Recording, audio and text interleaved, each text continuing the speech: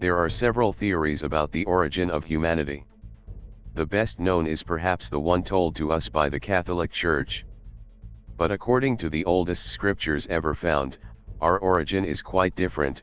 We are told that humans are descended from the Anunnaki, the extraterrestrial beings known as gods, who arrived on Earth 450,000 years ago.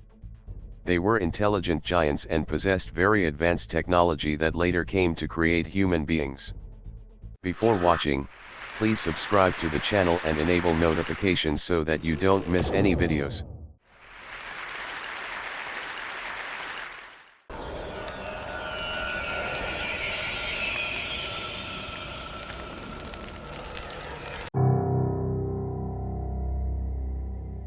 In 1849, in Mesopotamia, which is the area comprising modern-day Iraq, Kuwait, and Syria, historians found 14 clay plates with cuneiform writing left by the Sumerians. Cuneiform writing is the general designation given to certain types of writing made with the aid of wedge-shaped objects. It is, together with the Egyptian hieroglyphics, the oldest known type of writing, having been created by the Sumerians about 3,200 years before Christ.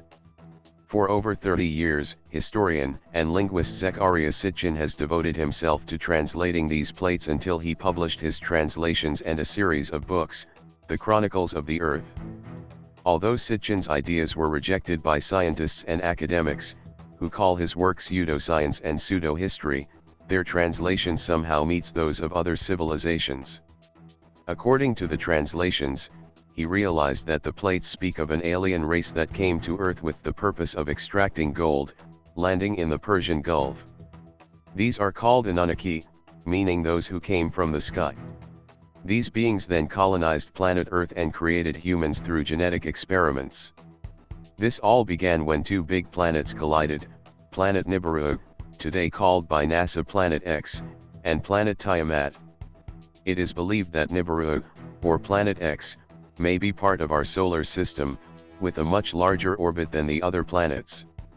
As said by the Sumerians, there was a planet of much larger proportions than those of the planet Earth, called Tiamat, which after the collision with the moons of Nibiru, split into two parts, one being our planet Earth and the other fragmented and formed a belt of asteroids between Mars and Jupiter. Due to this collision, Nibiru's orbit has changed, approaching Earth every 3,600 years. It also caused serious problems in the atmosphere of the planet, which was inhabited by the Anunnaki, problems that could lead to their extinction. According to the Sumerian scriptures, the planet's atmosphere began to deteriorate, making life on the planet impossible. The Anunnaki needed to restore this atmosphere, and for that they needed gold, which was very abundant on planet Earth. Here are some interesting facts about gold. There is evidence that gold nanoparticles can be used to repair our damaged ozone. It protects from radiation, hence it is used by NASA in the form of gold leaves in the space station. An also interesting discovery has recently been made in the Middle East, monoatomic gold, which has anti-gravity properties. Maybe this was another reason for the Anunnaki interest in gold. The ruler of Nibiru was Anu, Lord of the Heights, and had two sons, Enki and Enlil. Anu sent his son Enki to command the first expedition to Earth. Enki came to Earth and raised Eridug, which was mainly a mining station located in the Persian Gulf, between Arabia and Iran. The Anunnaki brought with them their slaves who were of another race, called the Agigi. They were brought in to do all the mining. These events took place even before there was human life on Earth. The Agigi did all the gold mining work for the Anunnaki, and after a few centuries of being enslaved, the revolted Agigi turned against the Anunnaki thinking they could beat the gods, but in fact they were wrong, and were almost extinct by the Anunnaki, who ended up almost without slaves. So Anu ordered his son Enki to breed, through genetic experimentation, a new race to be their slaves. Enki then sought an animal that was genetically compatible with the Anunnaki, and found a primate that would have naturally evolved, the monkey. This is because, with the collision of the moons of Nibiru, organic and genetic particles of this planet, stayed in Tiamat, and thus, the life of the Earth would have had its natural evolution beginning. Enki then began the genetic experiments by fertilizing an egg from a primate female with sperm from an Anunnaki male, placing that egg in the womb of an Anunnaki female. It then gave rise to a hybrid species, the Homo sapiens, which was called Adamu, or Adam. After the creation of the Homo sapiens, the Anunnaki were able to continue their mission by using them as slaves in gold mining. It was in this period that the worship of the gods began. According to the Sumerian plagues, the Anunnaki did not use Homo sapiens solely for work. In exchange they offered them social, technological and academic education. Homo sapiens had a problem: they were infertile, and with a huge need for gold, Enki decided to perfect the genetic structure of Homo sapiens. He then took Adamu's DNA and crossed it with that of his mate Ninti, creating the second generation of hybrids, with the ability to reproduce. This, in the future, gave rise to another problem, the overpopulation, with many citizens being banned from the cities.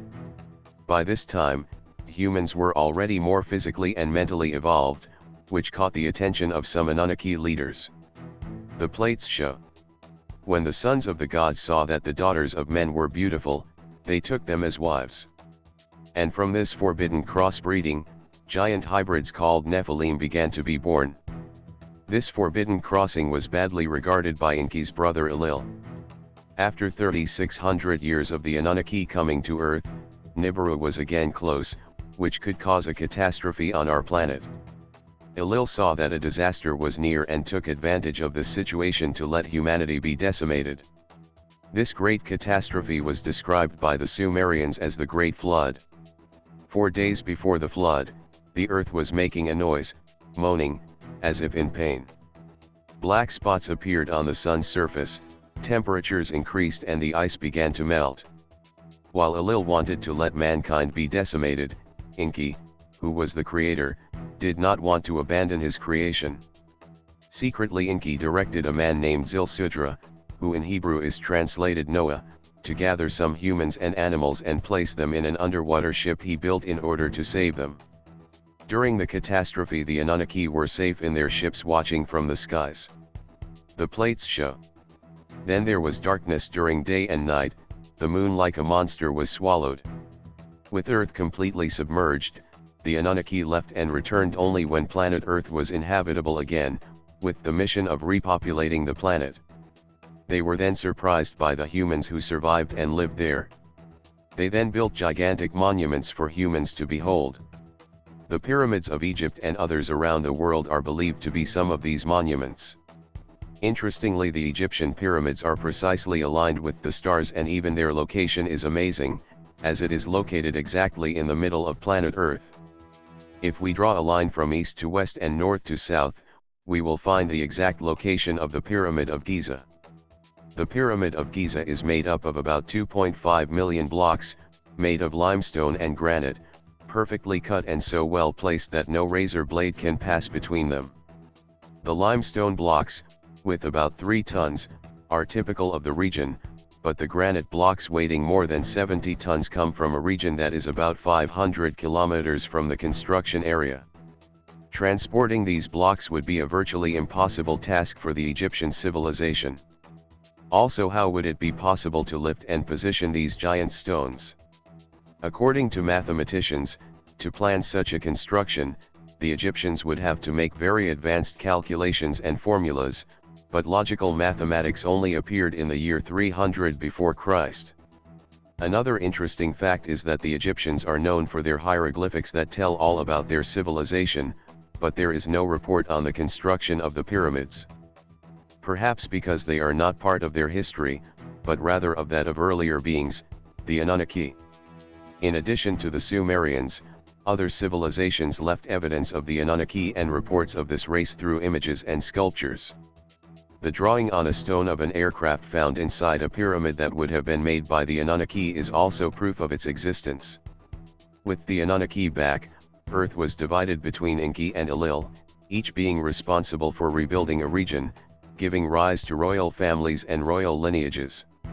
It is believed that even today the Anunnaki control humanity in secret.